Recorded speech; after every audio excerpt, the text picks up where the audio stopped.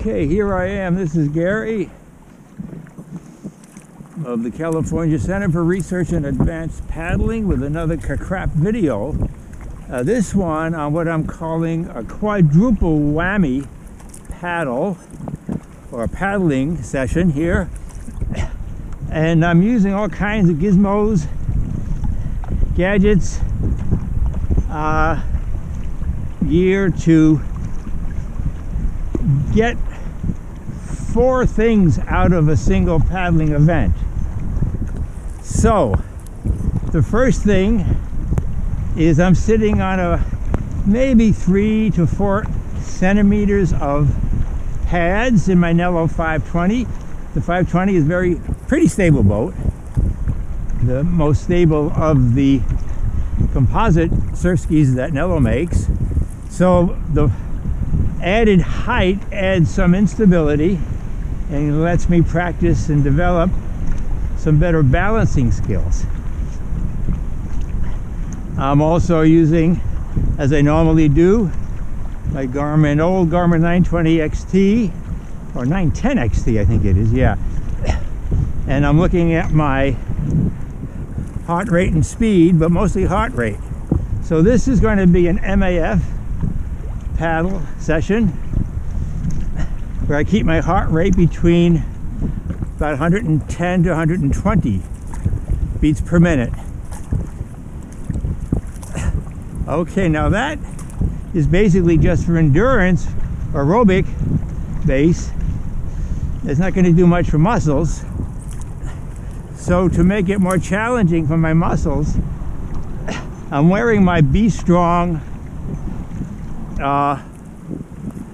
blood flow restriction BFR bands on my arms and legs, and that restricts the blood in and out of my arms and legs, so the metabolites build up and less oxygen, and provides a metabolic stress, which then results in the muscle development. So that's 3 things. And then the 4th is I'm going to try some drills along the way in my MAF zone so I can develop some better technique.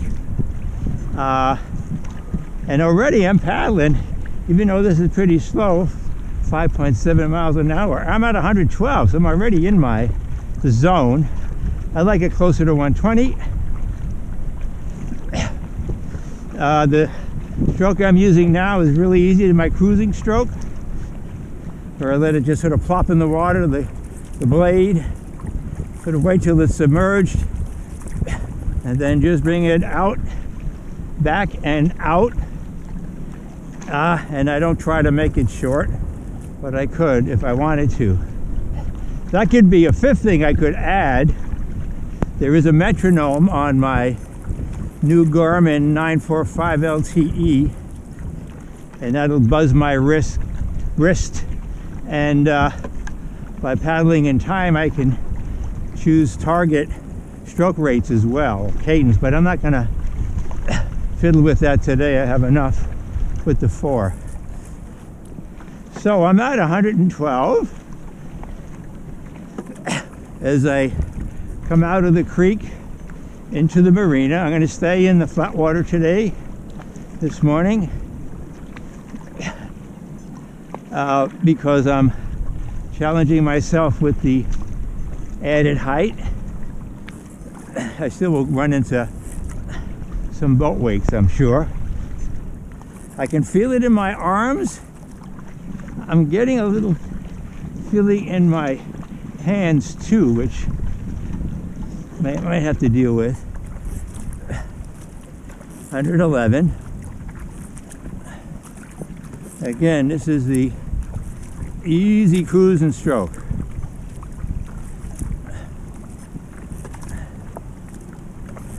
Okay, 115. So let's try a few drills, see what it does to my heart rate. Maybe I should bring it up a little bit first, give it room to come down. 118. Let's shoot for around 120. Okay, there I am, 120. Okay, one skill, one drill is touch elbow to knee for rotation. That's an Oscar Trapolsky drill, I think. At least he has advocated it. Whether he originated it or not. And I'm still doing 117.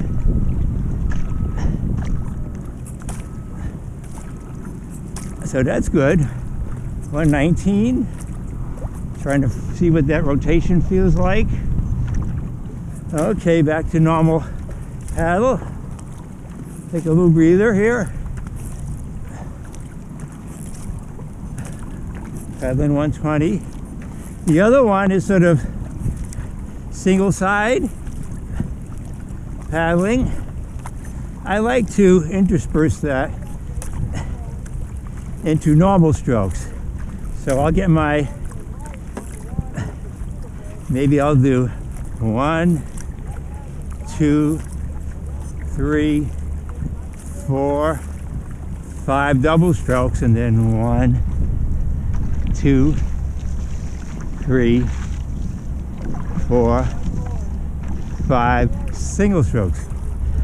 1, 2, 3, 4, 5 double. 1, 2, 3, 4, 5 single. So that's another one. Heart rate is still at 120, so that doesn't do much to bring it down. So that'll fit into the MIF. Other thing is a little downward pressure and balance. So right now I'm minimizing my downward pressure. I find that if I add downward pressure at any reasonable cadence, my heart rate goes above 120. So I have to slow down the cadence by pausing. So I could do that either by, let's see, let me do like 5 hard downward pressure strokes and then back off and regulate my heart rate that way. Okay, like this. 1, 2, 3, 4, 5. Goes up to 121. 2, 3, 4, 5. Okay. 1, 2, 3, 4, 5. Goes up to 122. 1, double, 2, let it come down. 3, 4, 5. So that's bringing my heart rate up too high. 123. Let me try 3. 1, 2, 3. And then it's 121. Let it come down. Maybe I need to let it come down to like 115 or so before I do the downward short high cadence strokes. 122.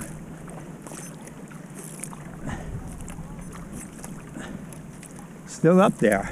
I'm wondering if the blood flow restriction cuffs have an effect on my heart rate, because this does not feel like hardly any effort at all at 124.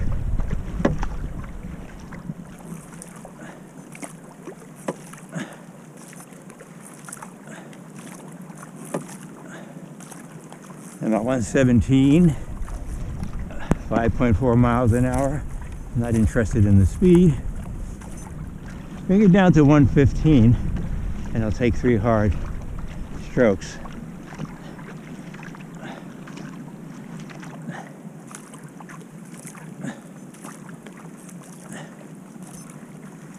Oh, 117. Lazy strokes. Flop it in, bring it back far. Super low cadence. 116. There's 115. Okay, now 1, 2, 3, 4. Bring it up to 117, 118.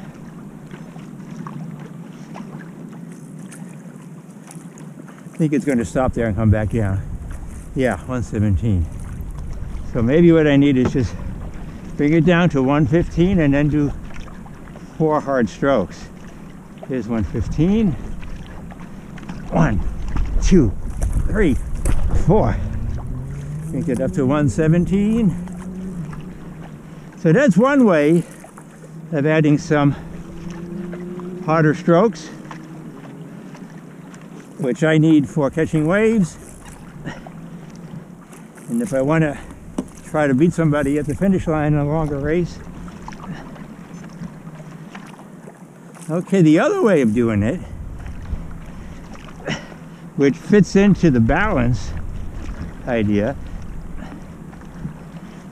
is pausing. Now, since I'm somewhat balance challenged here, this is a way of trying to get a really good hold. I'm only at 112, so I don't have to pause quite that long. 113, 115, hard and short, 116, so that can be done as well. So those are some of the drills I could do, trying to stay in my MAF, maximum aerobic function, using the blood flow restriction cuffs. So I'll check back later towards the end of the workout and see how it's going.